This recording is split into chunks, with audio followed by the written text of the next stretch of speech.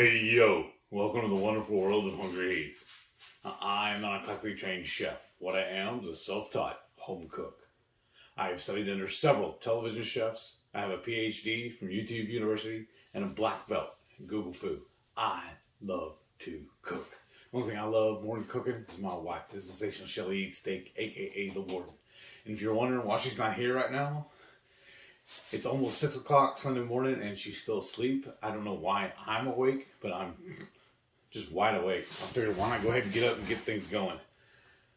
One of the good things about getting up early, it's kind of quiet around here, but also I can get caught up on my wrestling. I'm a lifelong pro wrestling fan. Some of y'all already know that. That's where the hey yo come from. I do not do anything original. I think it was Picasso who said, a good artist borrows, a great artist steals. There's nothing original about me, honestly, y'all. I'm just a dude. But I was talking to her last night about this. I told her I was a little nervous about doing it again by myself. Because I don't know what y'all want to hear. I mean, what do I provide that anybody really is like on the edge of their seats ready to watch? She said, well, what's your biggest passion? I said, other than you, I guess, nothing but wrestling and food. So that's why we're a food channel, I guess. But I'm about 1.5 years behind on my wrestling. I know it's just a silly grown man's soap opera or whatever. But that's really, really what I like to do. Anytime I'm off, she cannot stand it.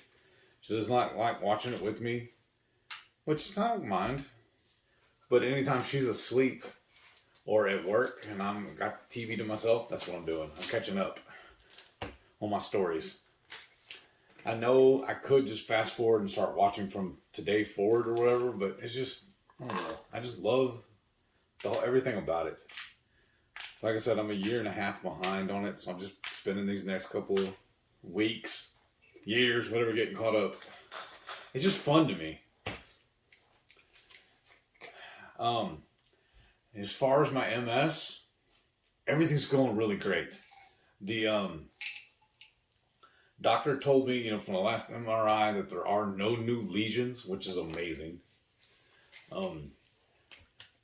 Just by chance, I started a new job several months ago. I found out my direct immediate supervisor has MS also.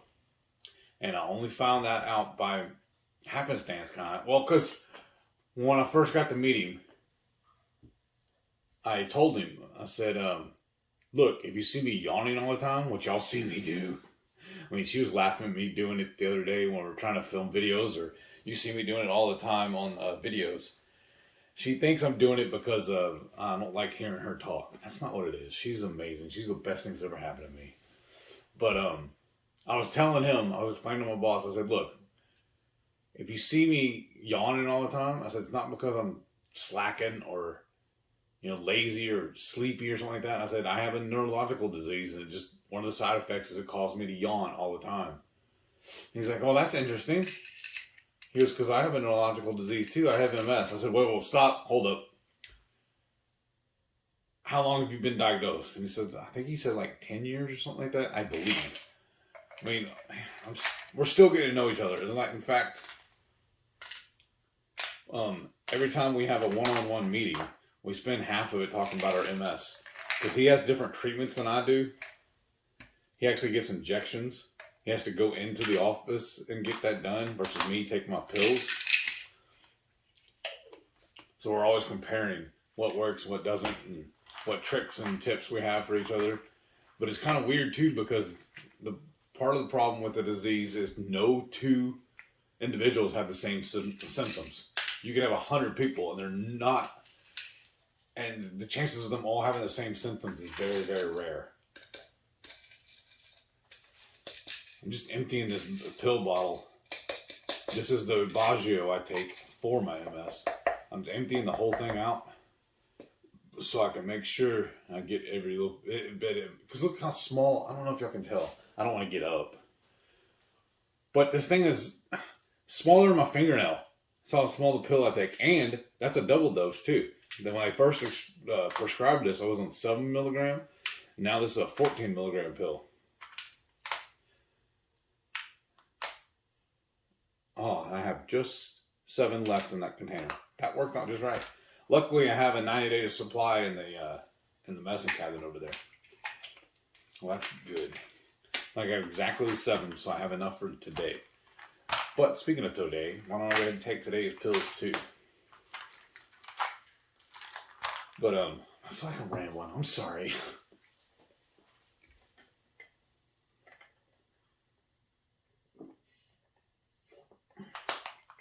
It's a nice little cocktail. But anyways, so yeah, she just told me to just basically rant. I had nothing to rant about. I have nothing to complain about. Life is good. My symptoms with my MS are fantastic. I don't have another checkup with my neurologist for another 6 months, which is amazing. Y'all would have seen probably, if you did watch it, I appreciate you. Several months ago now, I had this really bad problem with my arm. I really feel like it was all attributed to how many and how often I was drinking diet sodas. And now I've just cut them out completely. The only sodas I drink anymore, well, I still drink, these are Rock Stars. They're like a energy drink. And I just like them because all the ones I get are fruit flavored. That's really the only real fruit, especially tropical fruit, that I get anymore. Very rarely do I have any fruit. But I still drink these, and I drink my Zevia, which is a 0 calorie, 0 colorant drink. But soda. I only drink them at the most, usually 3 of those a day. And I'll usually only have 2. Typically it's only 2. It's 1 at lunch and 1 at dinner. Every once in a while I'll sneak in a 3rd one. Every once in a while, just throughout the day. But, where I was going, I'm getting all blank, losing track of thought. I probably because it's 6 o'clock in the morning, I just woke up. I just figured, let's go ahead and get this recorded, and then I get it edited and posted. Because like I said, it's Sunday, so it's time for my weekly check-in. But, where was I going with this? I do apologize, y'all. That sounds so silly. So, what do you call it? A must-see TV, obviously, now. But anyways, I don't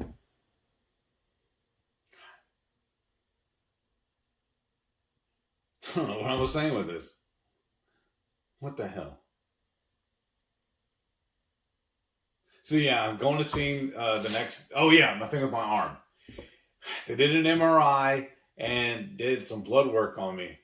And they determined that I have carpal tunnel syndrome in this arm. And he's recommending I get an arm brace. So I'm going to order one of those the next couple of days. And he's telling me he has it also, and he wears one, and he says he wears it at night. And he said sometimes it gets so annoying to wear, he yanks it off and when he goes to bed. He goes, but you should put it on and wear it all day long. And I don't do like clerical work a whole bunch, so it shouldn't affect me while I'm trying to type at work. But we'll see. But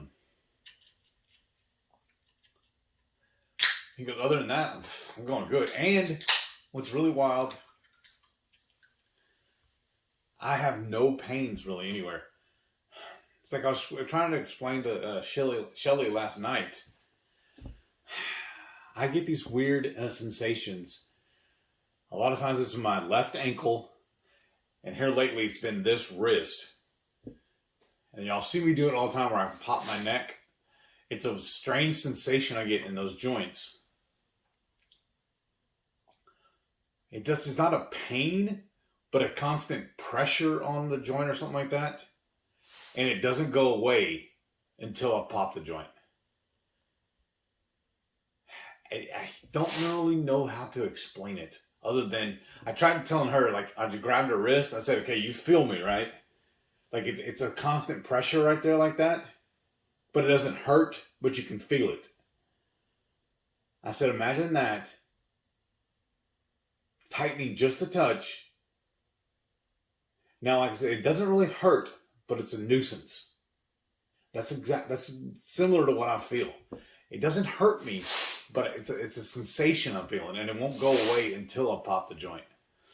For some reason, though, last night, laying in bed on my back, the area around my ankle started hurting. Again, not real like, oh my God, I need something for it. It's just like somebody's like just squeezing the heck out of my ankle. And as soon as I popped it, it went away. I don't get it. And then I get a lot of times, y'all see me popping my neck a lot. I know Shelly and Renee and even Brian have gotten on to me about it. Tell me I'm going to do permanent damage to myself. I understand that. I'm trying my best to limit it. And they tell me when I do it, that I need to do it very slowly. But just when I pop the neck, it just makes me feel better. But they're afraid that I'm going to do permanent damage to myself, and that's not gonna feel better. Oh yeah, speaking of pills, let me go this one here. Let me rotate these out. Anyways, but that's why you see me doing that, and that's why you see me yawning all the time. I don't remember yawning this often prior to having my MS.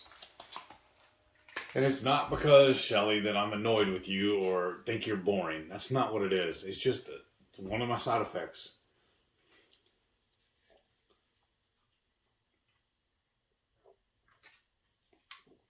I feel like I'm just rambling, not telling y'all anything. I just want to say life is good. I'm loving my new job. I'm loving the way everything's going with my MS right now. I know what things to avoid, what foods to avoid, what sensations, situations to avoid. And to limit the effects, the bad side effects of the MS. Because if I get too hot, it causes a flare-up. It used to be extreme conditions would mess me up, but the cold doesn't seem to bother me. I enjoy cold weather, honestly. I think it's because of this area. I'm in Houston. I was telling somebody the other day, everybody's crying because it's cold outside. I'm like, well, come August when it's like 100 death or whatever, 100 degrees outside, you're going to be remembering this time. I loathe the heat. It's miserable. I didn't even like it before I had MS, but now it doesn't do me any justice to be out there in it. That's part of the reason why I don't work construction anymore too. I love working inside. Maybe I'm just complaining too much, but like back in the day, I used to hate it. I still kind of hate it when it rains. Back then especially, because what I did before I was working for a working home job, I work construction. I would go in to brand new houses where they're being built and measure them for cabinets. Then I'd go back and make sure the cabinets were installed correctly. Then I would go also do homeowner appointments or right before the house closes, or sometimes after it closes, do repairs or everything for the homeowners. But what I hated about the rain, because like I said, it's a brand new house. They haven't even built the driveways yet.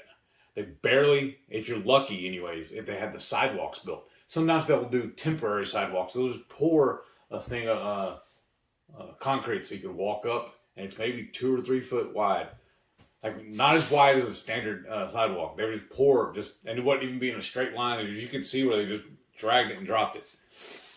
But they would pour a walkway, sometimes if you're lucky, to get into the house. And the rule was that I had to have all of the outside, not even sometimes I'll say all the outside sheeting or, the finished paneling on the wall, the bricks or the wood up. But sometimes, as long as I had a roof on it, we could measure it. And as long as if it was a second story or whatever, as long as they had handrails up on the stairs, we could go up and measure it. Just for safety reasons, we didn't want to walk up and down the stairs without the handrails, which makes sense. But I would go in that early to measure the house for the cabinets. Like I said, then I go back afterwards and inspect them and make sure the cabinets are done, everything's installed correctly. And of course, if it's raining, it's going to be muddy. And I used to hate having to trudge back and forth through the mud to get in and out of there. I used to carry a second set of shoes with me in the truck every time.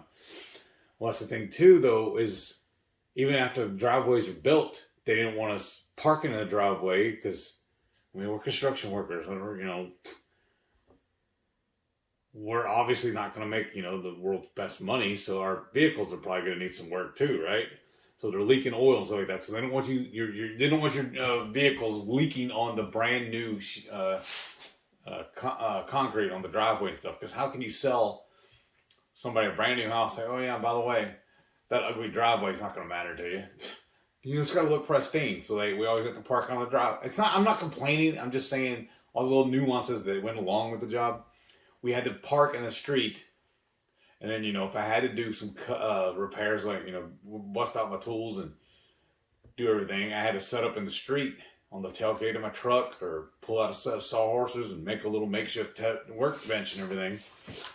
So it made it very, very difficult when it's raining. Because then all my material, all my tools, me get wet. And then the cabinets and a lot of the stuff I'm working with, obviously it can't get wet. So that made the job a lot harder. And I still have a little PTSD a little bit from dealing with the rain. And it's just annoying. Even like if I'm just running in and out to the store, the rain's on you when you're trying to load the car and stuff. You just get drenched. It's just annoying. I don't know. Maybe I'm just crying too much. I wish these things had a peel tab on them. Otherwise, I'm going to have to get a knife and cut into it. There's no way to really access this the cover on this. I may just save this for another day. If you notice too, I fidget a lot. For whatever reason, I've had this problem since I was a kid. I used to get in trouble for it too. I can't sit still. Always have to be fidgeting with something. But anyways, so I'm real fortunate and happy that I work from home now. I'm indoors. Like I said, when it's 100 degrees outside, I'm sitting in a chair at a desk. I have a fan on me. My AC set properly. I don't have to be outside sweating to death. I mean, if those of y'all who grew as old as I am, you remember growing up playing Super Mario Bros. 3? You remember that level where the sun is chasing Mario, trying to kill him? That's what it feels like in Texas during the summer. Like, I remember that one year we took a cruise to Alaska. It was cold. And everybody's out there bundled up in their parkas, and they got their hoodies on, and earmuffs, and wearing gloves and like that. I'm walking around like this in my t-shirt and my jean shorts, loving life, and everybody's looking at me like I'm crazy. Because it was like, 40, 50 degrees outside. I'm like, dude, I want to bottle this up and bring it home. Like I said, come August, this is going to feel amazing. So... And this is another reason why I don't like eating out. Like when we go outside, they always ask you, when we do have to eat anyways, they ask you, do you want inside or outside? I don't want to sit outside with all the wet, the bugs and stuff like that. I'm civilized. Let's sit indoors. That's why I'm paying you. I paid you for this environment. I don't know. Maybe I'm weird. Y'all tell me. Am I throat? Like I said, I'm just meandering. I don't know exactly what to tell y'all about. This is my MS journey, so I'm trying to tell you about my MS. But like part of the things we've done before also is we used to have a hot tub. Well, the heat really jacks me, so I ended up selling that. And I do miss it because that's one of the things that we used to do a lot too. I know it sounds probably trivial or whatever, but one of the favorite things I used to do, we had a TV facing the hot tub, and we would watch Jeopardy. We would hit it on DVR. We'd record it, And then it made it so easy because there was no real storylines to carry, so we could watch TV without watching a show or keeping up with, what's going on with it. And it was just fun. Me and her sat there together, and we played Jeopardy together. We would try and, beat the answers just like the contestants would. And that's where we came up with our 50 by 50 challenge, too. Those of y'all that don't know if you're new here, well, welcome, first of all. We're glad to have y'all join us. But they do that segment for the first, after the first commercial break where they interview the contestants. And one contestant said that that's what they were doing. He called it his 50 by 50 challenge. And what it was is he wanted to visit all 50 states before he turned 50 years old. Well, several years ago, we did that. And we've driven the majority of it. Obviously, we didn't drive to Alaska or Hawaii. We did those. We could drive to Alaska, but dang, that would have been fun. But that's a whole nother different thing. But we've driven all the rest of it, majority of it. In fact, we've done a cruise out of New England. It was all right because we were wanting to see the changing of the leaves and stuff like that, you know. Well, we retraced similar stops on a road trip once. We actually enjoyed the road trip more than we enjoyed the cruise. So we got to see everything more. Because there's some plus and minuses to cruising. But, I don't know. I'm all over the place, y'all. I'm so sorry. I'm honestly a little lost without her. Because like I said, she is my better half. I feel like she saved my life. I love her so much.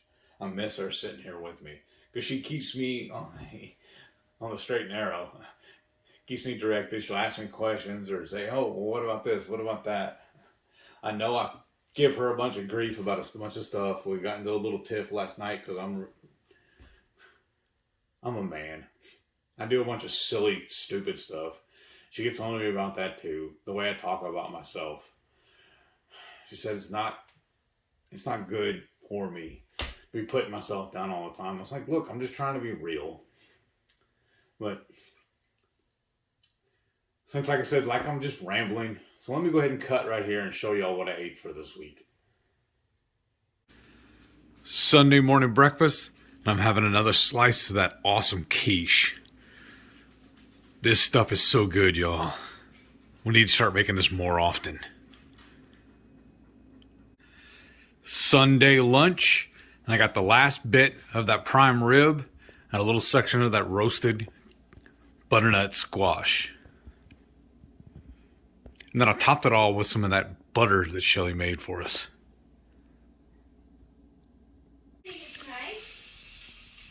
Sunday night dinner, and I'm having Instant Pot queso while we're watching The Radical Geek. We've got about 14 ounces. Monday morning breakfast, and I have the last slice of that awesome quiche. I think it's time to make another one. Very, very soon I will be doing that. Just this thing turned out so good, y'all. Monday lunch, and I got a little bowl of chili and some chicharrones. Monday dinner, I got an air fryer pork chop dusted with the Tony Chachere's, a hard-boiled egg topped with some new seasoning we're trying out, and then a roasted, or actually this was smoked butternut squash. And then I got me a spicy kefir cheese dip. I'm using this hot sauce. I know I got a lot going on here for such a small plate, huh? Tuesday breakfast, I'm having leftovers. I got another one of those air fryer pork chops and a roasted, smoked butternut squash, my hard-boiled eggs that I topped with some of this hot sauce, and then I have my dipping sauce here. This is that kefir cheese, the hot sauce. Tuesday lunch, and I got a pan full of dirty eggs. I got a link of chorizo and a bunch of diced vegetables. I got white onion, red onion, some jalapeno, mushrooms, and a little bit of some leftover cheese from when we made the quiche the other day. That's in there too, and all that seasoning. And then I got 6 eggs, and I did a pat of butter in the pan first to saute all the veg. This is going to be my lunch here in a second.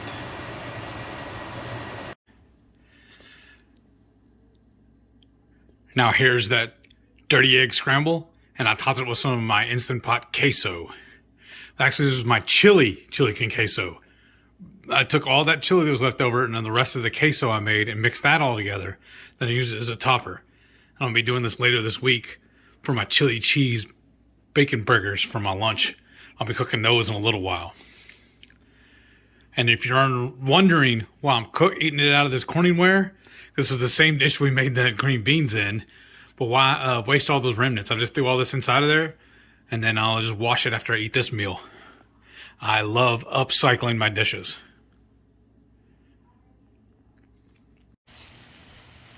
Doing a little bit of meal prep out here on the Blackstone. I got some burgers and some bacon going. And then here in a few minutes we'll be making our dinner. We're going to make our skillet pizzas out here on the Blackstone. I'm trying to hurry before it gets dark. See, I have the lights over by the back door. And there's Delilah. She's like, what's going on, Daddy? I don't understand. But then I have them above my grill too. But it's doing a strobe light effect. Right now it's light, but it's going to get dark pretty soon. Shortly after Shelly gets off work, where she's going to come out here and help us do the cook that pizza. So that strobe light is kind of funky. I got it set up to where it'll go on my grill and on the smoker here. But it's always fun actually once it gets dark. So I find the easiest way to do this is once the burgers and the bacon's ready, I just throw it in a casserole dish, put a lid on it, and throw it in the fridge. And it's ready for me to go the rest of this week for my lunches. So as promised, here's our skillet pizzas. Y'all should have seen a video on this previous. I'll link to it at the end of this. Where we learned about this recipe, they actually do it in a skillet on the stove. But we decided to just use these springform pans and do it on our Blackstone. And what'd you load this in, babe?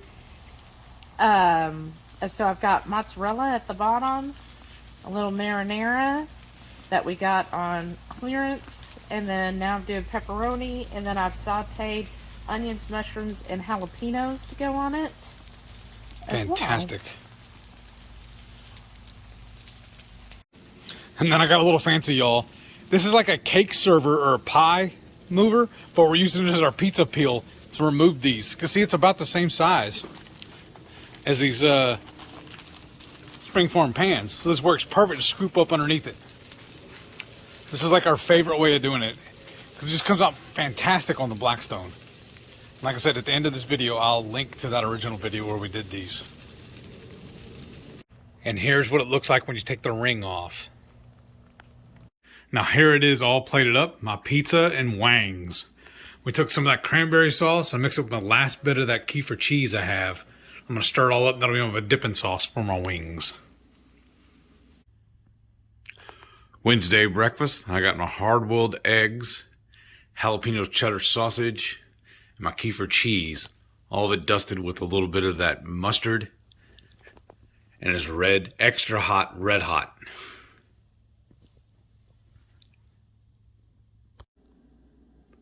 Wednesday lunch, had a chili cheeseburger with a side of bacon, homemade pickled onions, pickles, and some cherry tomatoes. I may join it with some of these chicharrones. Wednesday night dinner, and I got an air fryer ribeye, and then some home fries, and then I doused it all with some of this hot sauce. And then I have an avocado that I topped with a little bit of that Redmond's and real salt. Thursday breakfast, I got my hard-boiled eggs dotted with some of this hot sauce. My kefir cheese, and I dusted with some of our Cooper's Inferno seasoning. And I got a link of that jalapeno cheddar sausage. Thursday lunch, I got a double meat chili cheeseburger and a little side of bacon. And then I got my accoutrements. I don't know if I said that right. But it's my pickles, onions, and tomatoes. Thursday night dinner, we got some Italian shaved beef and air fryer Brussels sprouts. And I got a half an avocado. Surprise! And I dusted it all with some of my MCT hot sauce. 1. Friday breakfast. I got my standard, my hard-boiled eggs, a link of sausage, and my kefir cheese. But today I topped it with a little bit of different hot sauce that I usually don't use. Friday lunch, I got a double meat chili cheeseburger with a side of bacon, pickles, pickled onions, and cherry tomatoes. Saturday morning breakfast. I got my hard-boiled eggs and my jalapeno cheddar sausage all dotted with some mustard, and some hot sauce. I got my kefir cheese, and I dotted it with some of my Keeper's Inferno. Saturday lunch, and I got a double meat chili cheeseburger with some bacon, pickles, pickled red onions, and some cherry tomatoes. Oh yeah, and I squirted a little bit of my Ketochow barbecue sauce on top of that as well. Saturday night dinner, and I'm not allowed to tell y'all what this is, but just stay tuned because this is going to be a secret recipe for our channel members. This is coming out very shortly. Those of y'all in the know, you will have access to this recipe. Well, speaking of food, I'm going to go ahead and feed my dogs right now too. And y'all, this is what we do. We get these big logs. We buy these this dog food. And it's all natural. No additives or nothing like that. It's just meat. They do a blend. There's a little bit of everything in it. I don't remember exactly what all it is. But it's the one we told y'all about before. We meet them. We buy it off of a truck on the side of the road. No. It's kind of weird. It comes frozen. And we do, I think it's like once a month or whatever, we go meet this truck. It's in the parking lot of a movie theater not too far from us. And if you're wondering why, I hate the way this stuff feels. If you see me even when we're doing our recipe videos, anytime I'm handling raw meat, I always put gloves on. I just hate the way it feels. So I'll glove up. She's always laughing about that because she didn't bother to glove. And she's lying, I just wash my hands. That's great. No, I don't know. I'm just kind of weird. I'm finicky about it. I just hate the way it feels. So what we do is I put Delilah's. We feed them separate because they get a little cantankerous with each other. But I measure Delilah's food in her bowl. And to slow him down from eating it so fast, we have this little gridded plate. We spread out the food to make it makes him eat a little slower. But what I do is I'll fill. You'll see it. I don't know if you can see them on camera right now. They're both behind me, bothering me because they know I'm fixing to do this. I'll fill their containers. I'll measure his food out first, and the bowl is just easier for me. I'll measure it here, pick it up, and I'll transfer it. I'll smell it out, and I'll put her in the bowl. And then I'll come over here and I'll let them lick my hands. And then I'll throw the gloves away. And it'll get a little blood in the bottom of this baggie, and I'll pour that off over her food once we get the bags empty, or if it gets too full. But I give her 8 ounces, and I give him 10 ounces. And I just siphon it off like that. 9.3. So it's really good. Close. 9.9. It's close enough. Yeah, that's close enough. And I get all the little pieces and shove it down here in the grid. And I'm going to give her 8 ounces. And then we keep all those frozen in the deep freeze in the garage. And I just pull it out. I just throw it in the sink, let it thaw. That one's thawed. We have the very bottom drawer in the fridge we keep it in. And I just pulled it out to show y'all. And that's 8.2. That's close enough. And then I'll just take and break hers down up in her bowl a little bit. Turn that off, and now I'm going to spread. I don't know if y'all can see it because of the bag, but I don't want to handle the outside of it because this is all, my hands are all dirty now. But I just spread his out throughout the grid. I just figured if I'm telling y'all about my food, showing y'all, why not show you how I do the dog food too? They're itching to eat. As soon as I get up, they know first thing in the morning, Dad comes in here and feeds them. It's a little early because I usually, like for my work, I don't get up till 6:30 if I'm lucky. Every once in a while, they'll get cantankerous and they'll wake me up 4 or 5 o'clock in the morning. I'll go ahead and get up and get moving around. Today, I woke them up. Like as soon as I woke up and had to go use the bathroom, they were like, oh, wait, we're up? Okay, let's go. And so I let them out while I went and pottied. And then I come in here and started working on all this. And now I'm just spreading this out on his plate. And now, just turn over here. Come here, guys. And let them lick the gloves.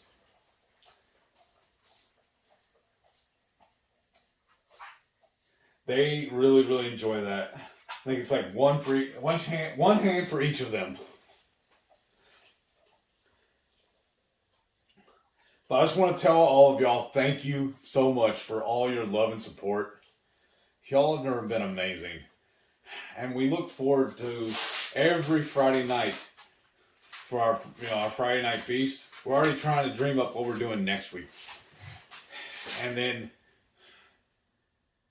I wasn't able to show y'all my dinner Saturday night. Because I show you my dinner, but I didn't tell you what it was and everything like that, because that's the cook along we're doing. We also enjoy doing that. Once a month we meet together with all of our channel members. And we do a live cooking with y'all. We do it's almost like a Zoom call. We do it on I think it's Microsoft Meetings or something like that. But anyways, we just cook together. We'll make up a recipe. We'll do a couple of test batches to make sure it's going to be good. And then we'll, do all our photos and stuff like that. And then we'll even send y'all a printable recipe card. And we just meet and we spend, because like our Friday night feast, we'll go 3-4 hours sometimes. We'll do the same thing with the cooking. It's just a smaller group. And then that recipe's first dibs is for the channel members. And then a month or two later, usually a month later, then we'll release it to the general public. And it's just a really, really good, fun time we have. And y'all that have attended before, you know how much we enjoy those too. We love spending time with all y'all. But I just want to thank y'all. Your thoughts and prayers, your support and everything for both of us, Shelly and myself, has just been amazing. I just can't express how much I love you guys. Y'all have made us so much better people too. Thank you, thank you, thank you. I'm going to sign off here and go feed these dogs, and I'm going to figure out what I'm going to have for my breakfast. I have so many choices. But I just wanted to come on here and tell everybody thank you, and tell you, like I said, this is my MS journey. This is week 153, and just tell you how well I'm doing. And I feel like a lot of it is because of y'all's support. So I just want to tell you thank you. And we'll catch you all in the next one. And don't forget, at the end of this video, you can see our thanks for all of our great channel members. Y'all are amazing. Thank you so much. Thank you, thank you, thank you.